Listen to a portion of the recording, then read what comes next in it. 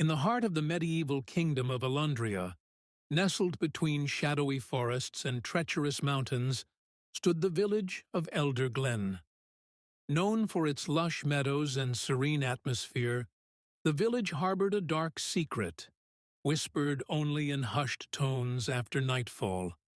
Long ago, a powerful sorcerer named Balthazar was exiled from Elderglen for practicing forbidden magic.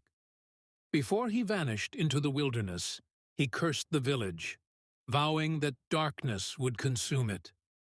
Over time, his threat faded into legend, and the villagers went about their lives, believing the tale to be nothing more than a myth to scare children. But as the years passed, strange occurrences began to plague Elder Glen.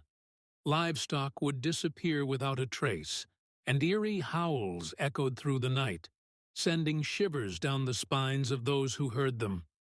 The villagers, once joyous and lively, became withdrawn and fearful, avoiding the forest's edge as if it harbored the devil himself.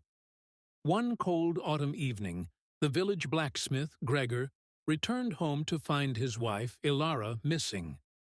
Desperate and distraught, he gathered a group of men to search the forest. As they ventured deeper, the trees seemed to close in around them, the air growing thicker and colder. They stumbled upon an ancient, crumbling stone tower, half buried and hidden by creeping vines and gnarled roots. Inside, they found a scene of pure horror. Ilara lay on an altar, surrounded by glowing symbols and the stench of death. Her eyes were wide with terror, her body lifeless and pale. Above her stood a figure cloaked in darkness, chanting in an ancient tongue. It was Balthazar, his eyes burning with a malevolent fire, his once human form twisted and grotesque.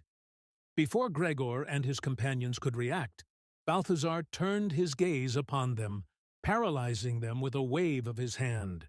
He spoke in a voice that echoed through the chamber like a death knell, revealing his plan to use the villagers' souls to regain his lost power and exact his revenge on Elderglen. Summoning the last of his strength, Gregor broke free of the sorcerer's grip and charged at him, wielding a silver dagger he had forged himself. Balthazar, caught off guard, staggered as the blade sank into his chest. With a final, deafening shriek, the sorcerer crumbled to dust, and the tower began to collapse around them.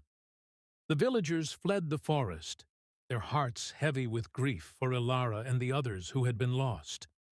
Elderglen was saved, but the curse had left its mark.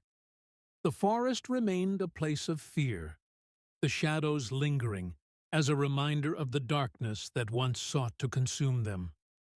From that day on, the villagers would gather each year to remember the fallen and honor Gregor's bravery. Yet, as they lit their candles and whispered prayers, a chilling wind would often sweep through Elderglen, carrying with it a faint, sinister laughter that served as a warning.